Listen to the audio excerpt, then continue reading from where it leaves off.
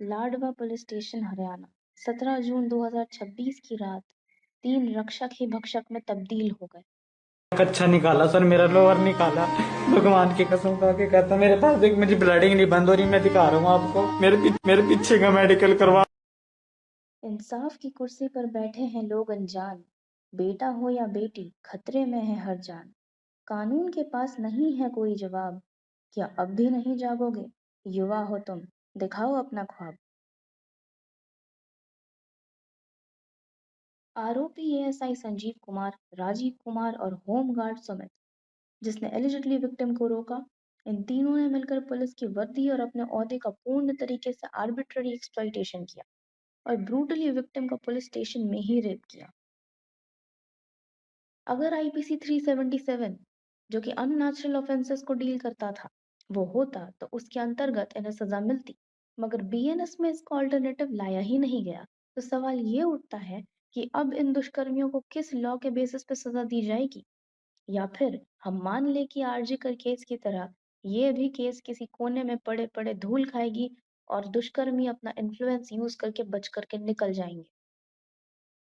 Famous psychologist सारा Chrome के research के हिसाब से अगर 10 मेल का रेप होता है तो सिर्फ एक ही मेल हिम्मत जुटा करके आ पाता है समाज के सामने बताने कि उसके साथ क्या गलत हुआ है। लेकिन ऐसा क्यों? ऐसा इसलिए क्योंकि हमारी सोसाइटी ने एक अलग ही स्टीरियोटाइप बना रखा है कि मेल्स तो वल्नरेबल हो ही नहीं सकते। छोटे छोटे बच्चों को बताया जाता है कि अगर वो रोते हैं, क्या तुम लड़की हो? तो इसका मतलब का ये है कि इमोशनली एक्सप्रेस करने का हक सिर्फ लड़कियों को है, लड़कों को नहीं है। मर्द को दर्द नहीं होता वाली चीजें बहुत ज्यादा प्रेवलेंट है इंडियन सोसाइटी में।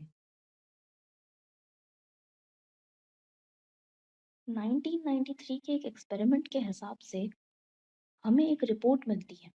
Statistically significant proportion of males tend to blame the victim। और यहाँ पे एक चौंका देने वाली बात ये है कि विक्टिम मेल हो तो भी ब्लेम गेम उसी के साथ किया जाता है। तो यहाँ पे बात मेल या फीमेल की तो आती ही नहीं है। यहाँ पे बात सोसाइटी की आती है, उनकी थिंकिंग की आती है, उनके पेट्रियार्कल स्टिग्मा की आती है कि चाहे तुम्हारे साथ बुरा ही क्यों ना हो, तुम ही उसकी वजह हो। जो कल्प्रिट है उसे बिल्कुल भी ब्लेम करके ऐसा फील करवाया ही नहीं जाता कि उसने कुछ गलत किया है, और इससे फिर से उसका कॉन्फिडेंस बढ़ता है, वो फिर वही क्राइम करता है। ये जो मेल्स के साथ में रेप या फिर सेक्सुअल अब्यूज का केस है ना, ये कोई नया केस नहीं है। ये इससे पहले भी होता है और बहुत पुरानी चीज है। फॉर एग्जाम्पल 146 एडी में एम्परर वान ऑफ हान, जो कि एक चाइनीज एम्परर थे, उनके अंडर में यूनिक्स की प्रथा शुरू हुई थी। अब ये जो यूनिक्स होते थे, ये गरीब लड़के होते थे या फिर नोबल फैमिली से भी काफी टाइम छोटे छोटे बच्चों को क्या उठा करके लाया जाता था फॉरबिडन पैलेस में, फॉरबिडन सिटी में, और वहां पे इनको ट्रेनिंग दी जाती थी, डांस की, म्यूजिक की, एलीट वर्डन्स की, और जैसे इन सब चीजों की जो कि मेल्स को, जो नोबल्स हैं या फिर जो एम्परर है, उन्हें प्लीज करा जा सके। इवन पोएट्री की भी। और जैसे ही वो तैयार होते थे, उनको कटास्ट्रेट कर दिया जाता था। कटास्ट्रेट का मतलब होता है सर्जिकली या फिर केमिकली किसी को रिप्रोडक्शन से वंचित कर देना। बेसिकली उनके टेस्टिस को काम करने से ही असक्षम कर देना। इससे होता ये था कि उनका रेप करना आसान होता था और साथ ही में उनका कोई ट्रेस भी नहीं रहता था। अब हम सिर्फ अपने सिस्टम को ब्लेम कर करके बैठ जाएंगे तो काम नहीं चलेगा। एज अ यूथ हमें सॉल्यूशंस भी गवर्नमेंट को देने चाहिए। नलम क्रिमेन सीन लेज नाम का एक लीगल मैगजीन है, जिसके हिसाब से स्ट्रिक्ट इंटरप्रिटेशन होता है लॉ में। इसी वजह से अगर जज चाहे भी तो इन्हें रेप की सजा नहीं दे सकता।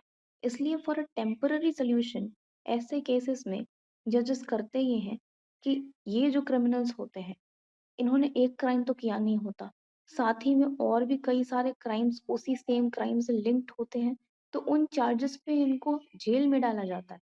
लेकिन मेरे हिसाब से या फिर मेरी अंडरस्टैंडिंग के हिसाब से इन्हें जो बाकी की चीजों के लिए सजा दी जा रही है, वो तो उन्हीं सब चीजों के लिए रह जाएगी ना। रेप जैसा जो इन्होंने भयानक एक दुष्कर्म किया है, उसकी सजा तो उन्हें कभी मिलती ही नहीं है।